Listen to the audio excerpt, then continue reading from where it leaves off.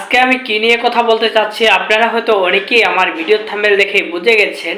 National ব্যাংকের গ্রাহকরা টাকা ফেরত পাচ্ছেন, কিন্তু কত টাকা করে ফেরত পাচ্ছেন, কারা টাকা ফেরত পাচ্ছেন, আজকে সম্পূর্ণ বিষয় নিয়ে আলোচনা করব। আজকের এই ভিডিওটি অনেক অনেক গুরুত্বপূর্ণ হবে। আপনি যদি একজন ন্যাশনাল ব্যাংকের গ্রাহক হয়ে থাকেন অবশ্যই এই ভিডিওটি শেষ পর্যন্ত দেখার অনুরোধ রইল, কারণ আজকের এই ভিডিওটি আপনি যদি দেখেন তাহলে বুঝতে পারবেন যে ন্যাশনাল ব্যাংক থেকে কারা টাকা পাচ্ছে এবং কারা টাকা পাচ্ছে না। অনেকেই বলে যে আমি টাকা পাচ্ছি এবং অনেকেই দাবি করে যে আমি এখনও টাকা তুলতে পারছি না। আসলে এখানে কি রহস্য রয়েছে এবং কেন গ্রাহকরা তাদের আমানত তুলতে পারে না এবং কারা তাদের আমানত তুলতে পারতেছে, সম্পূর্ণ বিষয় কিন্তু আজকে আলোচনা করব। আজকের এই ভিডিওটি অনেক গুরুত্বপূর্ণ হবে, ভিডিওটি শেষ পর্যন্ত দেখার অনুরোধ করছি। আজকের এই ভিডিওটি শুরু করার আগে আপনার কাছে আমার ছোট্ট একটি অনুরোধ, আপনি যদি আমার চ্যানেলে নতুন হয়ে থাকুন চ্যানেলটি সাবস্ক্রাইব করে রাখুন নতুন নতুন আপডেটগুলো পাওয়ার জন্য।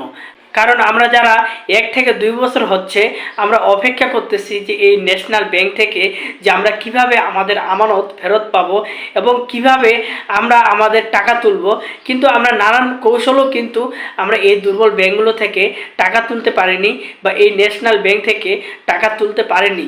যেহেতু ন্যাশনাল ব্যাংকের গ্রাহকরা কিছু টাকা করে পাচ্ছে, কত টাকা করে পাচ্ছে এবং কিভাবে পাচ্ছে, কারা পাচ্ছে, যাদের সেভিংস অ্যাকাউন্ট রয়েছে তারা পাচ্ছে, নাকি যাদের ডিপিএস রয়েছে তারা পাচ্ছে, নাকি যাদের এফডিআর রয়েছে তারা পাচ্ছে, আসলে টাকা কারা পাচ্ছে এটা সবারই জানার দরকার।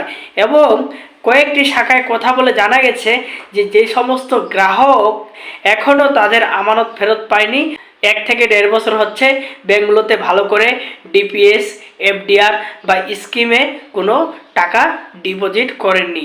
এই জন্য কিন্তু কিছুটা ভোগান্তি হয়েছে গ্রাহকদের জন্য, যারা আগে থেকে নিয়মিত এই ব্যাঙ্কগুলোতে ডিপোজিট করতেছে বা তাদের সঞ্চয়পত্রের টাকা জমা দিচ্ছে বা এফডিআরের টাকা জমা দিচ্ছে।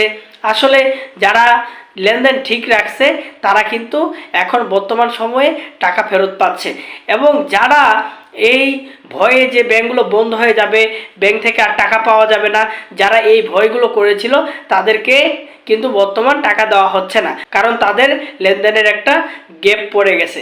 এখন সবাইকে টাকা দিবে, তবে কিছুটা অপেক্ষা করতে হবে।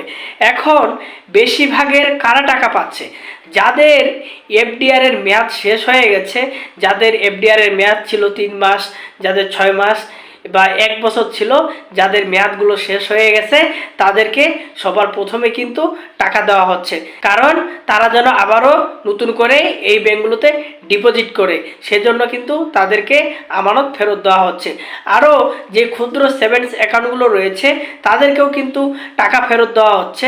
হ্যাঁ, তবে কোন শাখাগুলোতে টাকা দেওয়া হচ্ছে, যে শাখাগুলোতে যে আপনার ডিপোজিট আসতেছে, ডিপোজিট কারা করতেছে, গ্রাহকরা করতেছে। কেমন করে করতেছে? ধরেন আপনার একটা সেভিংস অ্যাকাউন্ট রয়েছে, আপনি এখান থেকে লেনদেন করতেছেন, আপনি লেনদেন করাতে কিন্তু আপনার টাকা আপনি ফেরত পাচ্ছেন। এবং যাদের এফডিআর রয়েছে, যারা টাকা জমা দিচ্ছে না তাদেরকে কিন্তু আরও অনেকটা সময় ঘুরতে হবে, কারণ এই টাকা যদি কেউ ভাঙতে যায় তাহলে কিন্তু তাকে লং টাইমের জন্য অপেক্ষা করতে হবে, এরকমটাই জানিয়েছে বাংলাদেশ ব্যাংকের কর্মকর্তারা।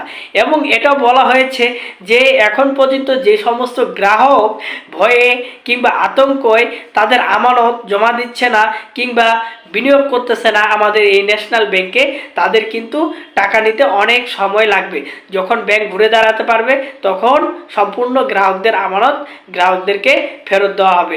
আর যেই ক্ষুদ্র আমানতগুলো রয়েছে বা সেভিংস অ্যাকাউন্ট রয়েছে, যে শাখাগুলোতে ডিপোজিট আসতেছে সেই শাখাগুলোতে কিন্তু টাকা দেওয়া হচ্ছে। আশা করি আপনারা সকলেই বুঝতে পারছেন।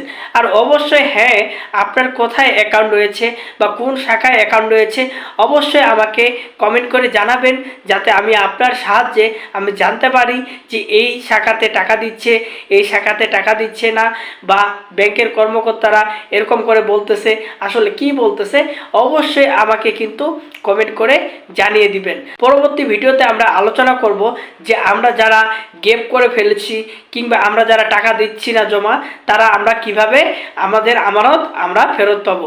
নতুন একটা কৌশলে কিন্তু আমরা সবাই আমাদের আমানত ফেরত পাবো। পরবর্তী ভিডিওতে কিন্তু সেই বিষয় নিয়ে আলোচনা করব।